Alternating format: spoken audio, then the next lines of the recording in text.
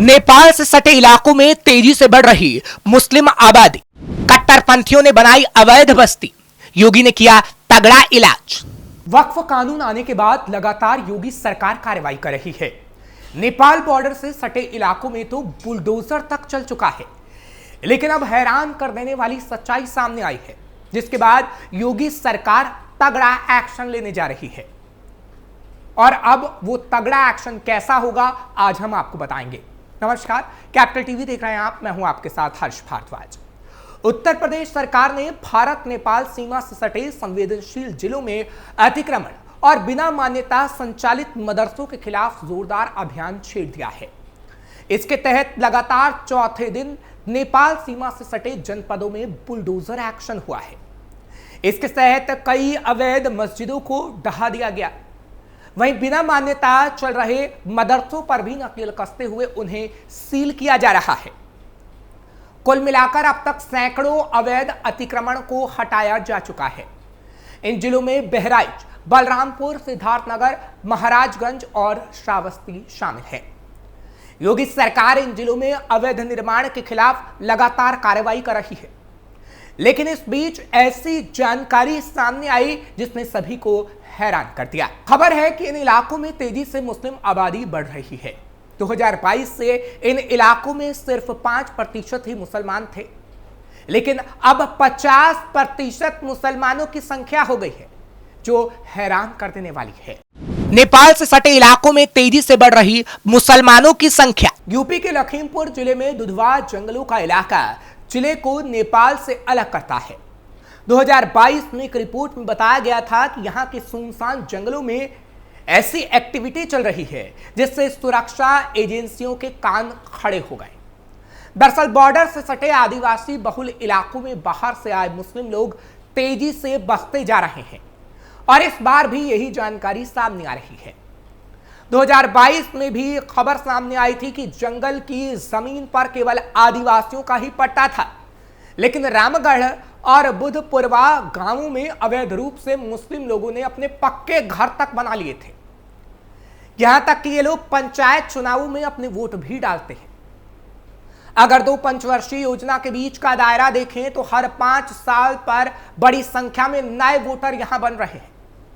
यहां के रहने वाले लोगों ने बताया कि ये बरेली और आसपास के इलाकों से आकर बसे हैं। इन गांव वालों का लगभग हर रोज नेपाल आना जाना होता है। इस इलाके में पक्की मस्जिद और ईदगाह भी बना ली गई, जिसे अब योगी सरकार तोड़ रही है। अवैध मस्जिदों की संख्या में 25% इजाफा। सूत्रों की माने तो 2022 की रिपोर्ट में इस बात का जिक्र है कि यूपी के पास बॉर्डर इलाकों में लगभग 1000 से ज्यादा गांव हैं। इनमें 116 गांव में मुस्लिम की आबादी 50% से ज्यादा हो चुकी है। कुल 303 गांव ऐसे हैं जहां मुस्लिमों की आबादी 30 से 50% के बीच है। और 2025 में भी पुलिस ने ऐसा ही पाया, जब वक्फ कानून आने के बाद इसकी जांच की गई।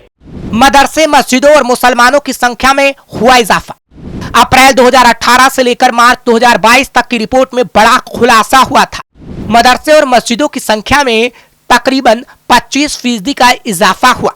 2018 में सीमावर्ती इलाकों में 1349 मस्जिद और मदरसे थे, जो 2022 में बढ़कर 1688 हो गए थे, और 2024 तक इनमें और इजाफा हुआ।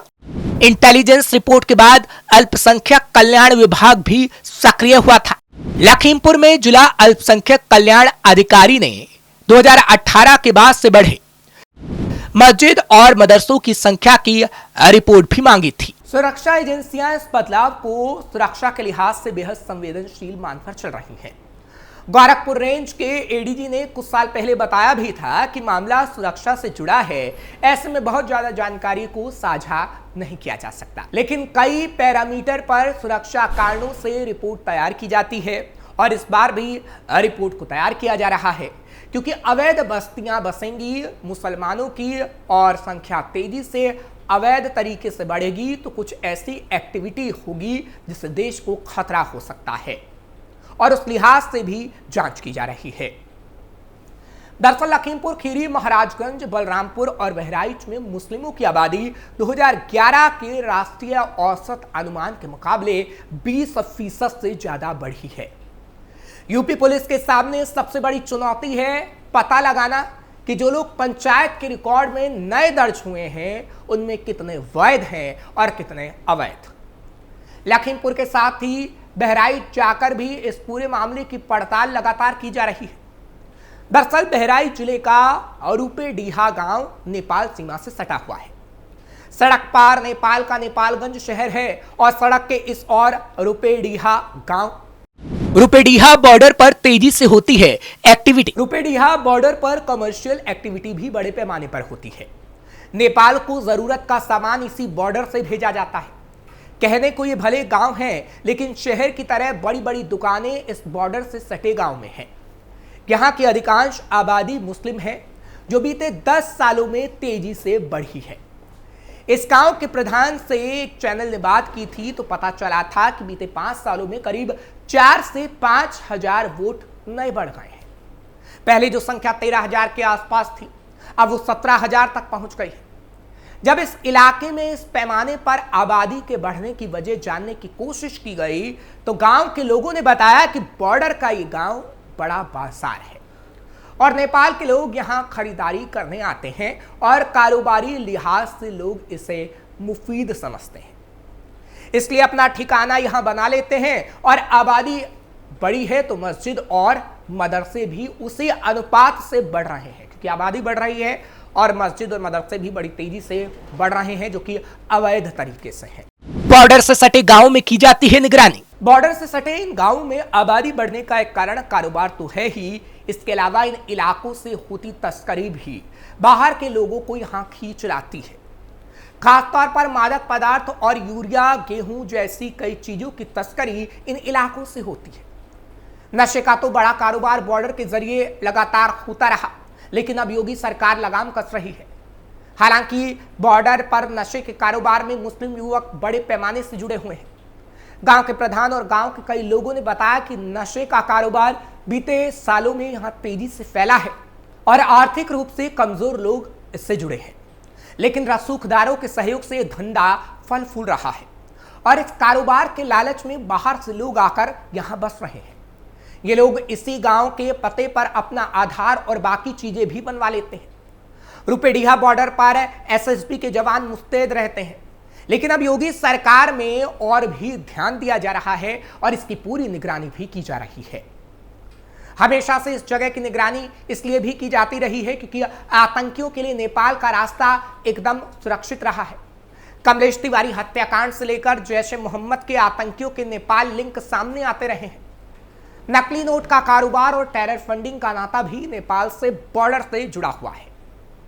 ऐसे में नई चिंताओं का जन्म ना हो, उसके लिए काम किया जा रहा है और इसी को लेकर अवैध मस्जिदों और अवैध निर्माण पर तेजी से कार्रवाई की जा रही है।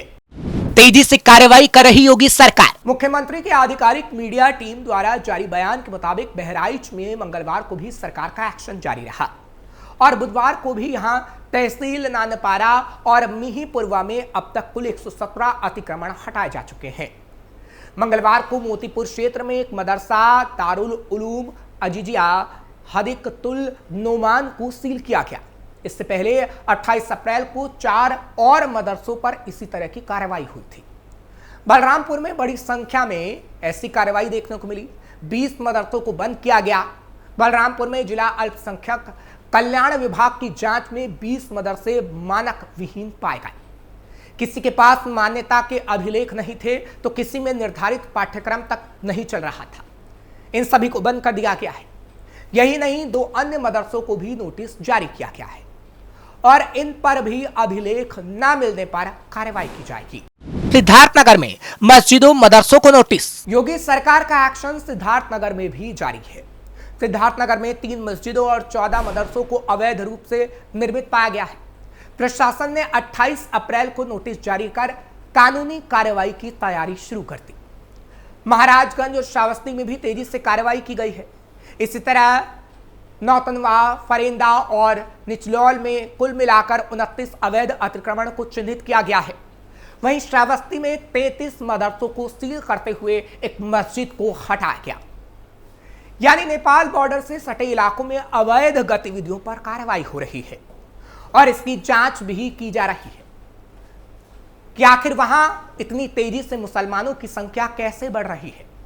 फिलहाल योगी कार्रवाई कर रहे हैं और तगड़ा एक्शन भी ले रहे हैं। फिलहाल आपको ये खबर कैसी लगी कमेंट सेक्शन में जरूर बताइएगा। खबर को लाइक शेयर करिए, कैपिटल टीवी को सब्सक्राइब जरूर करिए।